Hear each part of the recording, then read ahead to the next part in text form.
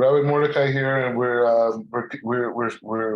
so excited to continue this amazing series of the 14 precepts given by Rabbi Shimon. And not to go so much back into the whole thing, you got to go and look at the other videos. But the stories basically like Rabbi Shimon goes into a cave with his son, and this goes on for years and years and years, and they reveal the Zohar. And as they're leaving the cave, their father-in-law, or Rabbi Shimon's father-in-law, Rabbi Shimon Bar Yochai's father-in-law, is talking to another sage, and the sage gets this message that Rabbi Shimon's leaving the cave, and he should necessarily go and meet him. So anyway, so he goes and meets him, and then this is the conversation. The 14 precepts of the conversation between Rabbi Shimon and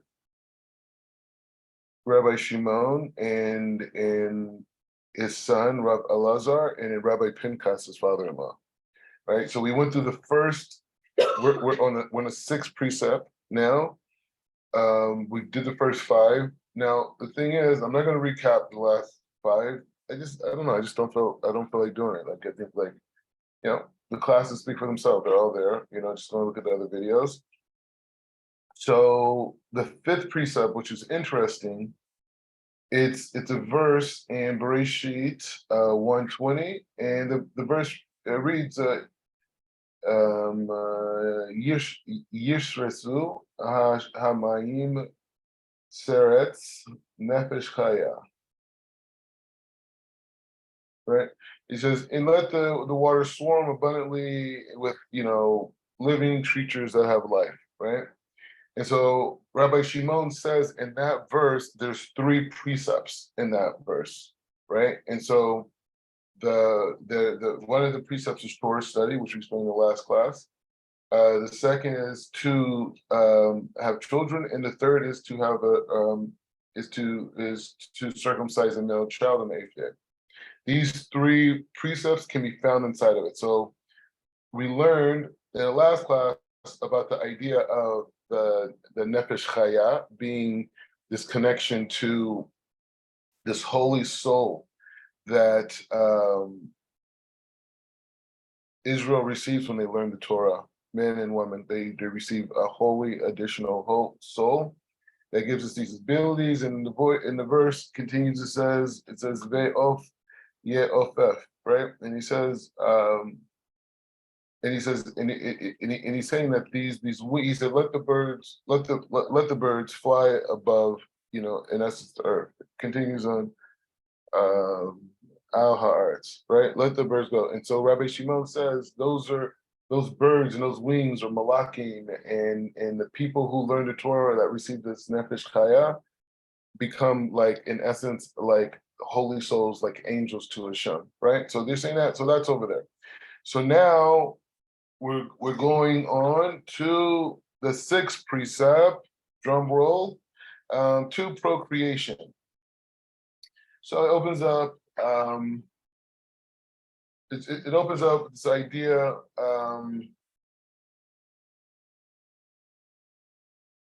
Pikuda Shetita, right? So he says the 6th precept is to procreate, because he who procreates and begets children causes that river. What is the river? The river of Yesod of Ze'erim Pin, right? To flow continuously. So this idea of having children is part of being part of the spiritual creation. Its waters should never fail the sea, that is Malchut, and shall be filled from all directions. So the idea of, I guess, bringing, and I guess ZOHAR is going to explain more, this idea of having children is participating in the spiritual reality of Yesod of Ze'erim Pin, right? We know that every dimension has a unique quality and a unique role in the world of Ze'erim Pin, and Yesod actually play very similar roles in a lot of ways. So he's saying this is what the person is trying. He says new souls are renewed and shall come forth from that tree. So he's saying like in the same way we like see trees that like are producing fruits and those fruits, you know, have seeds inside of them, and then those seeds produce other trees and those other trees produce other fruits. In that same way, this is what happens with the souls that come forth. And many hosts of heavens will multiply together those souls to guard them, right? He says, this is why it's written, so he's going on this verse, let the waters swarm abundantly with moving creatures that have life. This refers to, so he's going on the pasuk, on the pasuk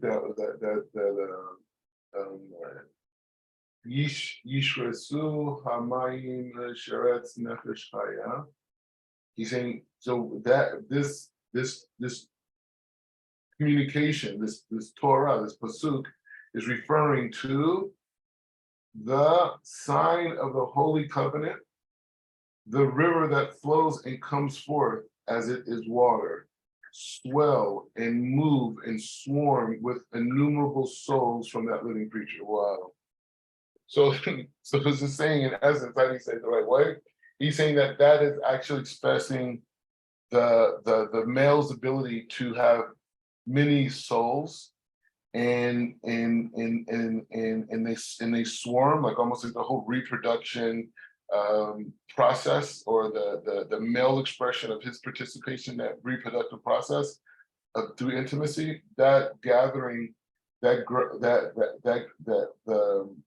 let the waters swarm abundantly with moving creatures that have life, right? They're talking about the actual sharing of the male seed. And he says, and he says that he said this refers to the sign of the covenant and the river that flows comes forth as so where's the sign of the covenant? Obviously, right? The bris milah. So it continues on to go further. This is Uve inun nishmatim de alin behahi chaya. So he says, together these souls that enter the living creatures, which is malchut, many birds correspond and come forward. So it could be talking about the whole process of intimacy. You know what I mean? Of just, you know, when together with the souls that enter the living creature, which is malchut. Many birds correspond, because he's going over the verse. He's saying in many verses. I mean, in this idea of malchut, many birds correspond to angels. So they, you know, this whole idea come forth, and they fly and roam around the world, right? They wait, you know it. They ofef. Yeah, they ofef, yofef, fef, ZOHAR'S, right? So he says, he's saying that together the souls will enter the living creature. Okay, this corresponds to this, right? So he said they fly and they roam the world, so that when the souls come forth and it's on its way down to this world. So we're going to this idea of like saying the souls come from the upper world and they come down to this world. He says, so when the souls come forth and is on its way down to this world, the bird that flew off and left with the soul from the same tree accompanies it. So you're saying, like, when the soul leaves the upper worlds and it comes into this world, the idea of birds is connecting us to angels. And so now what they're going to do is, and we're not going to go super into detail, but there's 3 different opinions on how, when the soul comes in this world, how many angels accompany it, right? So we established that angels come. So they ask the question, how many angels leave with the souls? The answer is 2, right? One on the right side, one on the left side. So like, it's like, you know, you see these guys, like, you know, when they talk about, you know, Yosef the Tzaddik, you know, I don't know the exact example. Just like on a basic level, when you see someone going into jail, they usually have 2 cops. If they're like a real serious criminal, they have 2 cops on both sides of them escorting them in, right? While they're in handcuffs on both sides. So the same way, when the soul comes down into this world, they're saying at this point that there's 2 angels, one on the left, one on the right. If he's worthy, they guard him. So these angels will protect you. As it is written, for he will give his angels charge over you. It says in the Tehillim, chapter 91, verse 11. But if he's not worthy, then they prosecute him. Okay. So this is where they're at right now, right? You have two angels. If it's a holy soul, those angels protect you. If it's not a holy soul, he's going to go, or that person's going to go through difficulty. And so Rabbi Pinchas jumps in, the father-in-law. He jumps in this conversation, and what does he say?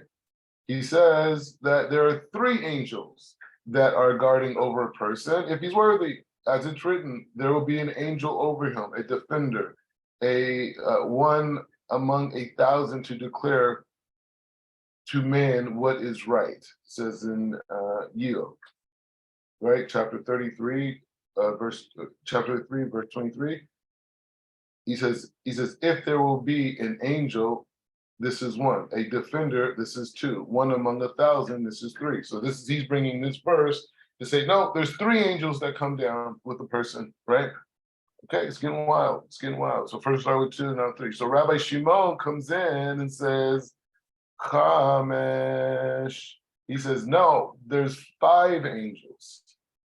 He says, because the verse continues, he's going off of the verse that Rabbi Pinchas brought, and he says, then he is gracious to him and says, he is gracious as one angel, and says is the second. So there are 5 angels, and Rabbi Pinchas, now that the Maklokes is on, Rabbi Pinchas says, no, this is not so. He is gracious to him, refers to the Holy One, blessed be he. By him is not an angel, because nobody is permitted to be gracious to him, to himself. Rabbi Shimon says. Rabbi Shimon heard this and he took a step back, and we get an insight on Rabbi Shimon in terms of like his humility. He hears this, his father-in-law, and he could think, you're going to battle your father-in-law, show him you're standing your ground. And Rabbi Shimon said, you said well. So he agreed. So it says, Uman deit mana may, just as a side note, just as a side point story, just on that idea.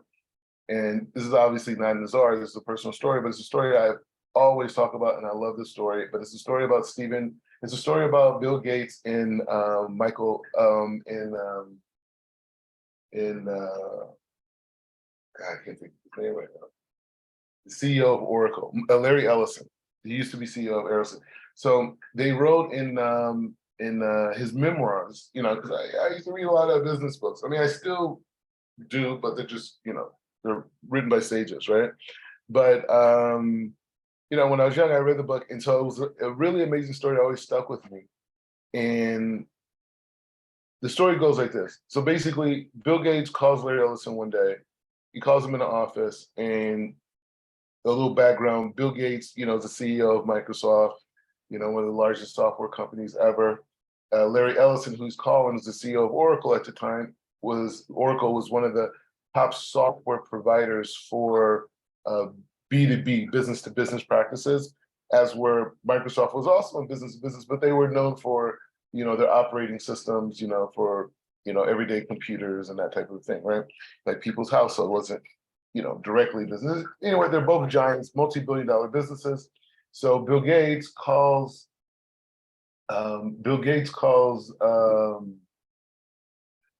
Larry Ellison, and he asks him a question on a particular issue in the industry, right? Because he read a trade magazine, and him and Larry had a rapport. They met at some retreats, whatever.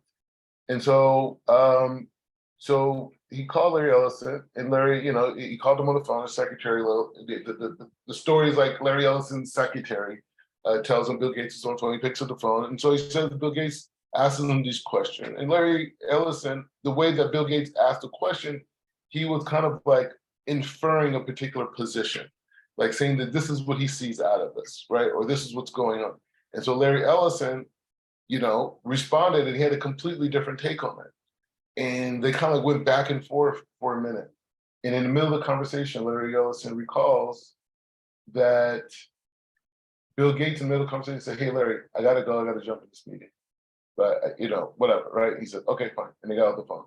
He said later that night, he said it had to be, it was like after midnight, he gets a call from his assistant. And she's like, Bill Gates is on the phone. He's like, why does Bill Gates call me this late?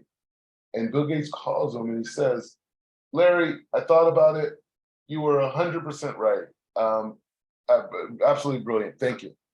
And then it's like, we'll be in touch. And he hangs up, right?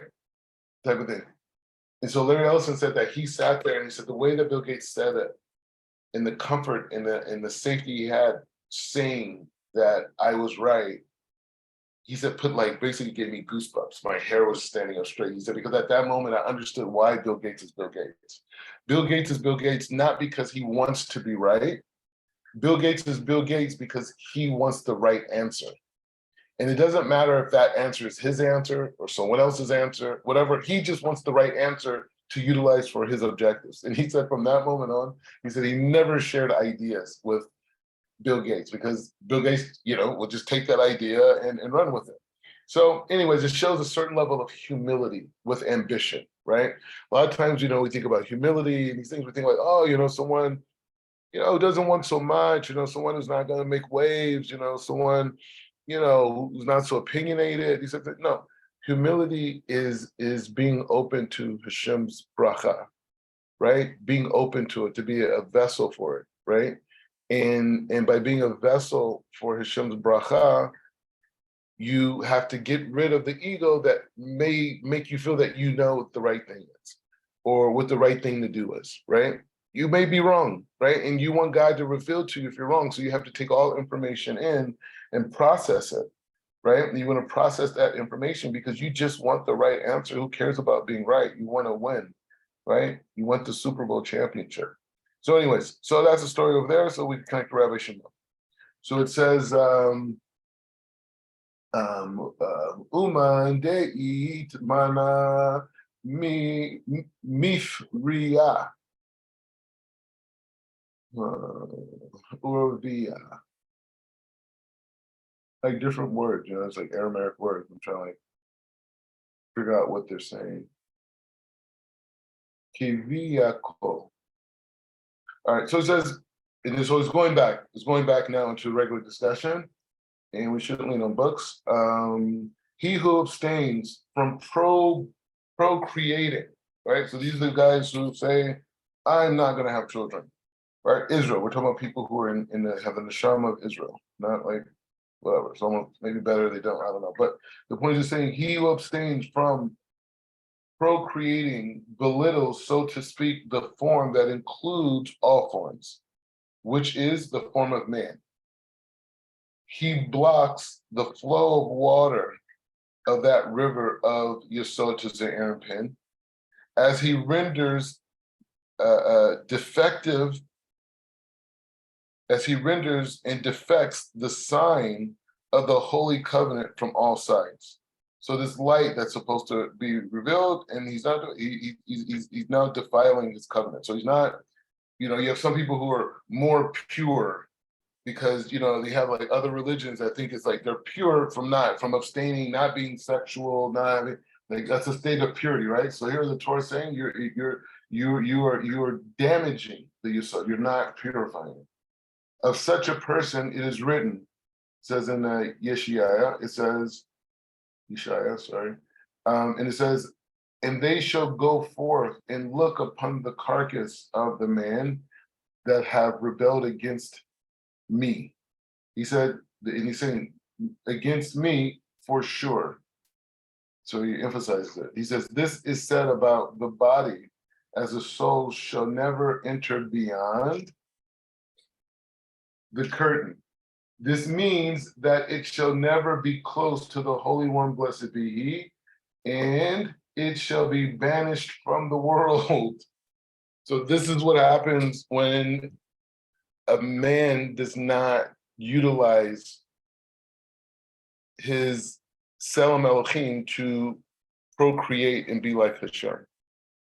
And anything that gets in the way of that is now a process of now for this soul to be removed. So it doesn't. You can make the argument. There's certain Rabbanim or people that about, they didn't have kids. I don't know, but how does that work? think there's other frames of having children too, but the point is just saying that this is what happens, right? And this is how serious it is, and this is the sixth precept. And we should it's just something to contemplate on, right? Because it's like the soul of Israel, like this is what happens to a soul that doesn't have children, right? This is for a guy. This is what happens to him. This does not happen to women. So, anyways, we should all be fruitful and multiply. This is class 6. This the seventh class is going to be about the concept of circumcision. So you can't even get to the seventh precept if you don't have children, right? But anyways, so let's just keep moving. Just keep moving. We're getting closer to Pesach. We should all be fruitful and multiply in all aspects of our life, and be great and achieve our spiritual potential, which encompasses everything. Baruch atah Adonai